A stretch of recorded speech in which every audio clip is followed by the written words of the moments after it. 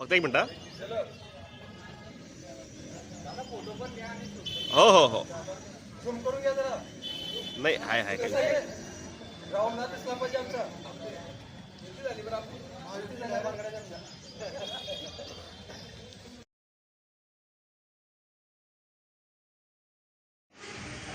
पत्रकारिता क्षेत्रामध्ये दैनिक लोकमतपासून माझ्या आयुष्याची सुरुवात झाली होती.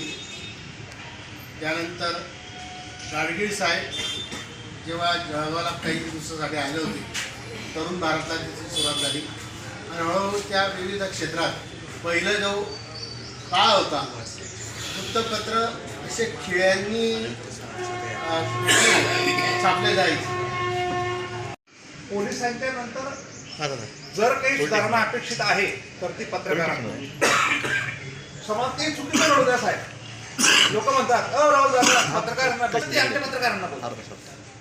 पण अनेकदा आम्ही दुरुस्त करतो, अनेकदा आमचा नाईलाज असतो, कारण आमच्या कार्यकक्षेच्या बाहेर सगळ्या गोष्टी असतात. एवढा सन्मान तुमच्या अपरोक्ष आम्हाला जबाबदारी लोक आमच्याकडे बघतात.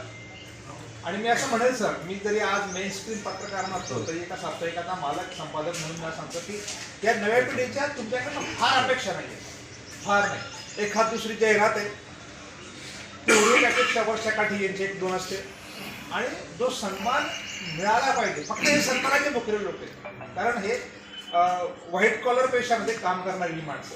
तेवढा एक सन्मान आपल्याकडून, आपल्या प्रशासनाकडून, आपल्या कर्मचाऱ्याकडून मिळावा एवढीच रास्त अपेक्षा आहे. आपलं दुसरं काहीही नको. तुम्ही हे कायम देतात आणि तुम्ही आता सन्मान करतात, त्याचं तर प्रत्येक हा कार्यक्रम आहे. त्याबद्दल मी पुन्हा एकदा आभार मानतो. नवीन पोलीस कर्मचाऱ्यांशी पत्रकारांचा परिचय नाही आहे, हळूहळू तो होईल. आणि भाऊ, मला असं वाटतं ज्यांचा बघा एक पत्रकाराची स्टाईल असली पाहिजे. एखादा कर्मचारी, एखादा अधिकारी जर तुम्हाला ओळखत नसेल तर तुम्ही तुमच्या स्टाईलने त्याला ओळख करून दिली पाहिजे. मला 10 पोलीस स्टेशन बदलून द्या तरी तो तुम्हाला विसरणार नाही. एक तर त्यांनी स्वतःहून तुमचा परिचय करून घ्यावा, आणि जर तो करून घ्यायला तयार नसेल तर मात्र तुम्ही तुमच्या स्टाईलने त्याला ओळख करून द्यावी, असं तुमच्या बाजूने मी अगदी नम्रपणे सांगतो. पोलिसिंग अतिशय उत्कृष्ट आहे, समाजात शांतता आहे, सुसंवाद आहे. छोटे मोठे चुटपुट समाजामध्ये काही नटोरियस लोक असतात, त्या घटना घडतात, त्याच्यावर तुम्ही पायबंद घालतायत. एकंदरीत जर ढोबळ मनाने आपण समाजाचं काकासाहेब तंतोबा पोलीस ठाण्याअंतर्गत जर पाहिलं तर ऑल इज वेल. आपलं पोलिसिंग चांगलं आहे आणि तेवढंच सहकार्य माझ्या पत्रकार बांधवांचं आपल्याला सुद्धा मिळतं आहे. मी फार काही बोलणार नाही या निमित्तानं.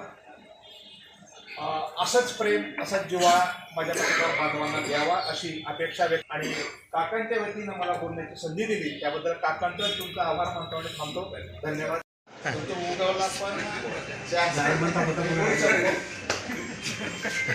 पोलीस ठाण्यानं दरवर्षाप्रमाणे आमची दखल घेतली, सर्वांना बोलवलं आणि आम्हाला जो मान सन्मान दिला.